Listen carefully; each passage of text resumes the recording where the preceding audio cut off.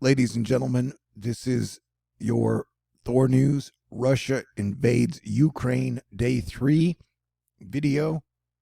I would like to say ahead of time that I was 100% against the USA invasion of Iraq back in 2004, and I am 100% against the Russia invasion of Ukraine in 2022. And so I hope everybody prays for peace and we get a end to this conflict as soon as possible. But things are very tense and there's a lot of crazy shit going down right now. Of course, there's a lot of propaganda from both sides. I'm trying to do the best I can to give you information from what I've seen on the subject over the last few days. But I absolutely, without a doubt, stand with Ukraine. And it has been interesting to see other people out there, especially in the truth community, who are like, we are pro-Russia invading Ukraine, which is crazy to me, man. Anyway, Russia, let me just say again, like Russia has 144 million people, and Ukraine has 45 million people. And I had predicted that Russia would not invade because just the idea of an invasion at the end of a pandemic is mind-blowing to me. Like, it would appear now that Russia troop morale is super low. Not only do they not want to invade their brother country, but coming off, they got hit pretty damn hard, almost as hard as the USA, that like overall morale is really low, and this seems like a major misstep by Putin, who has very little to gain. And it appears that Putin is definitely becoming extremely isolated, with the only country voting to not condemn Russia is Russia on this invasion. You now have SWIFT, which is like an international payment system that you have the European countries coming together, and it seems like they're going to kick Russia out of SWIFT probably tomorrow or Monday. And so from there, for Russia to pay for a lot of stuff internationally, they'll have to do it with cryptocurrency. You have Germany, who has now joined, who I think was against the SWIFT ban earlier, who has joined now. They are sending 1,000 anti-tank weapons and 500 Stinger surface-to-air missiles to Ukraine's military.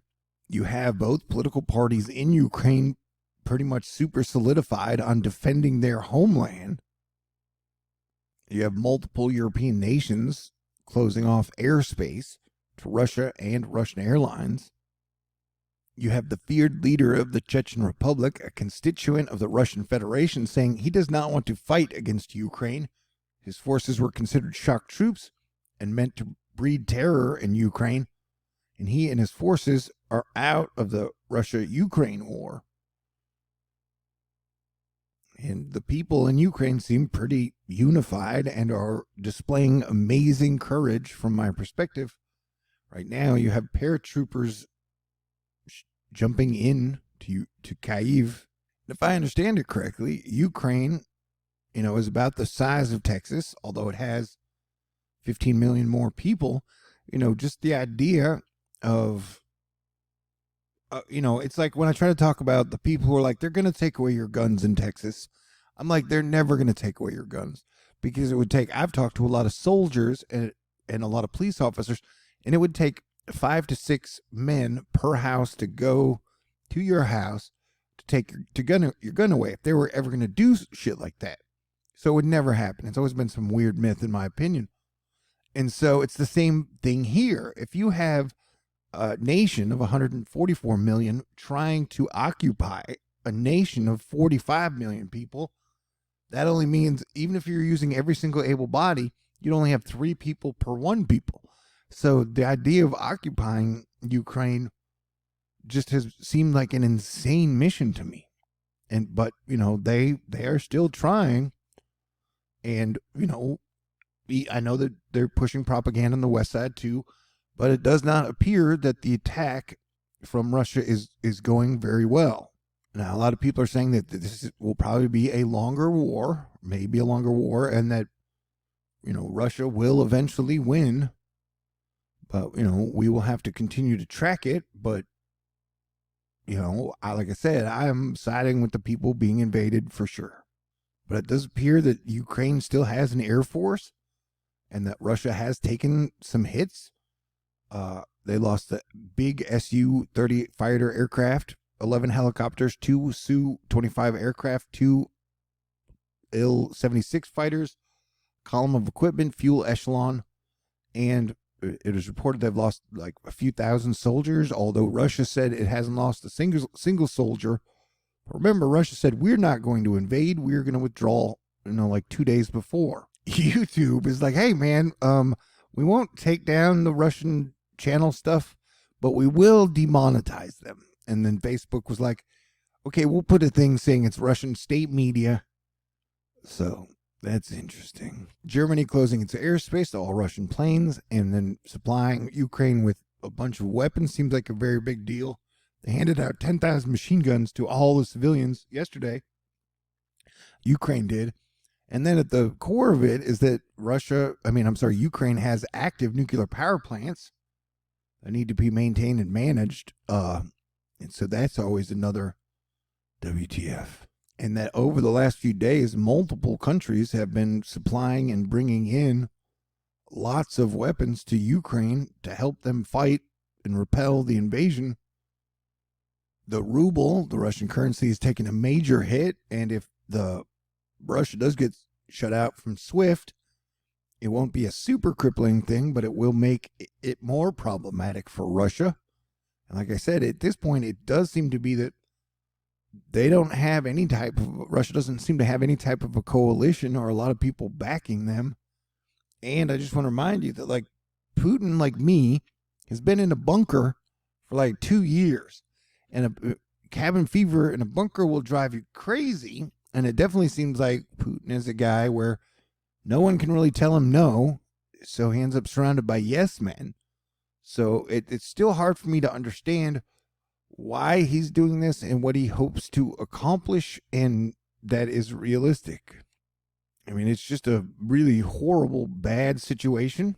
And it definitely seems like the president of Ukraine is doing a great job. Like yesterday, when they told him he should evacuate because they're going to try to assassinate him, he said, look, I'm here with my people. I need ammunition. I don't need a ride. He seems like a cool guy to me, man.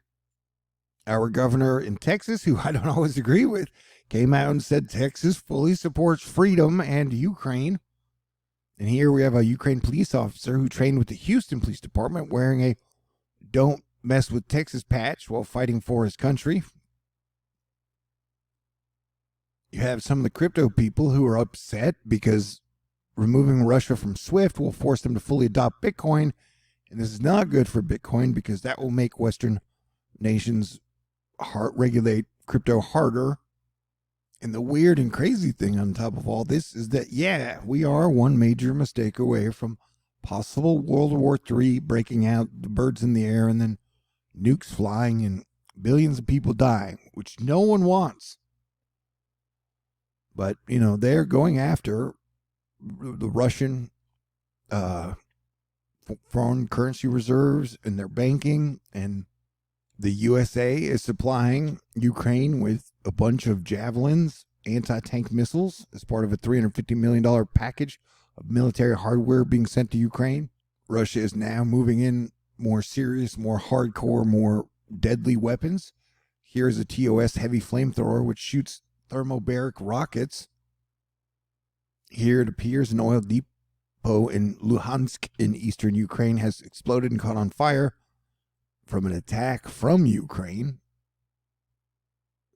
France is sending defensive weapons and fuel to Ukraine in support of the country and fight against the Russian invasion. The one thing I don't agree with Ukraine on is they sent an order banning 18 to 60-year-old males from leaving the country. I think in a situation like this, if people want to flee, they should be able to. But 1,600, 160,000 Ukrainians have fled to Europe. UK just said they opened their borders. A lot of European nations have now opened their borders to refugees. And I'm not trying to trigger anyone, but one of the reasons I have a lot of sympathy from anyone coming from the south of the border into Texas is because it is well known that there is a lot of, like, it's almost like a war situation with a lot of cartels and bad shit going on in, south of the border. So a lot of people are risking everything to come here. Anyhow, Ukraine's interior ministry asked residents to take down street signs in order to confuse oncoming Russian troops. And the state road sign went one step further, and roughly all directions are to go fuck yourselves.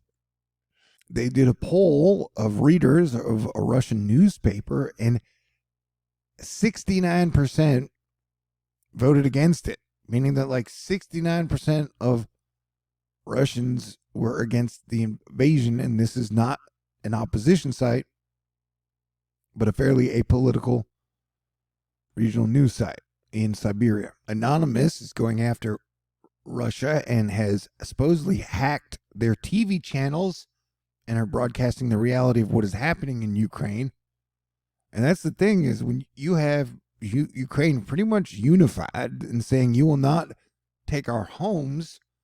And so you have many men, women, and children of all ages taking up arms to protect their homeland, almost like the movie Red Dawn back in the day when I was growing up. And I am fascinated by the people in the USA who are standing with Russia on pro-invasion. I mean, I am super anti-invasion. And Zelensky, the president of Ukraine, started off by being a YouTube comedian and ended up president and has turned into a hero for many. And it does appear that Ukrainians have an incredible sense of humor. And there's almost nothing I love more than an incredible sense of humor. Here, you have a Ukrainian pulling up to a tank in Russia that is totally out of gas. Like, it's run out of gas. And so he pulls up and he says, "Hey, you guys need me to tow you back to Russia?" And they all laugh, and he just drives off. And it's really incredible to see like how many people have changed their tune. And like here, Hungary's Orban does an about face, criticizes the Russian invasion. Czech leader, also close to Putin, admits he was wrong too. And Kazakhstan refuses Russia's request to send troops to help in Ukraine. You got like Belgium to send machine guns to Ukraine. You got Latvia's Air Baltic stopping flights to Russia. And it looks like, this was a Ukrainian soldier was making fun of a captured Russian tank today, saying this Russian shit is more dilapidated than our own equipment. And someone said it looks like that tank remembers the invasion of Afghanistan. And then someone joked, it looks like that tank remembers Napoleon. And so it appears that getting cut off from SWIFT will be a big deal. And then like the ruble is already just getting crushed. Their stock market is down like 60 or 70% in Russia, I believe. You got the Dutch offering 200 shoulder-mounted missile systems. The Germans have donated 5,000 helmets.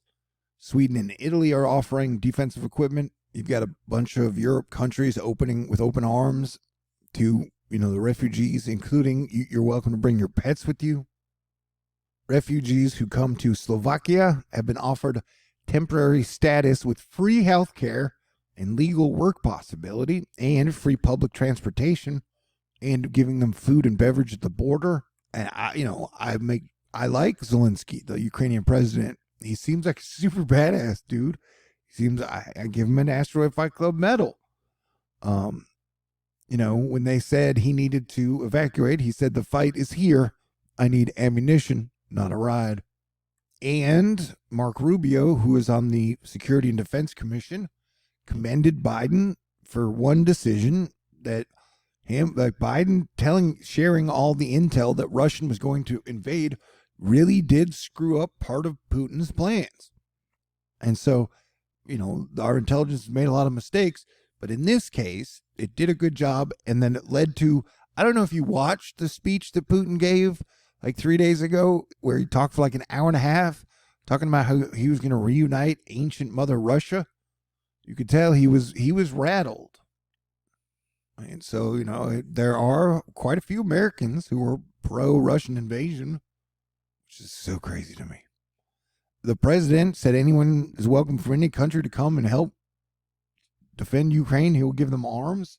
And Zelensky is also giving daily speeches and then doing part of his speeches in Russians, so the Russians will know that he is directly addressing the Russian people. And it definitely looks like they are listening and the message is getting through. China has even attempted to distance itself from Russia and called for a peaceful solution to this as soon as possible. And then, this was the Rosagin, the Russian space sector head dude. Earlier today, Russia's space chief Dmitry Rosagin tweeted a thread in response to President Biden's sanctions on Russia. Here he is saying that Biden has Alzheimer's, and that basically, what do you want? The space station to crash into America? Do you want it to crash into your areas? And then he says, oh, perhaps Biden is out of the loop, so explain to him that correcting the station's orbit and corrections to avoid dangerous conjunctions with space junk, which your talented businessmen have sent into LOE, low Earth orbit, is made possible exclusively using the Russian engines. So he's basically saying, hey, Elon Musk has totally littered your low Earth orbit with junk, and we're the only ones helping you guys help avoid having the International Space Station get hit by that shit. And so are you really going to piss us off so that we don't help anymore? Remember, the ISS doesn't fly over Russia. And so do you want it to crash into the USA? So, I mean, it's all really, this is as crazy as I've ever seen the world in my life right now. So I will continue to pray for peace, and I personally will be praying and rooting for Ukraine, praying that this conflict ends as soon as possible. And this is just a Thor News update, giving you my opinion from my perspective. I respect your right to disagree. God bless everyone. Stay cool.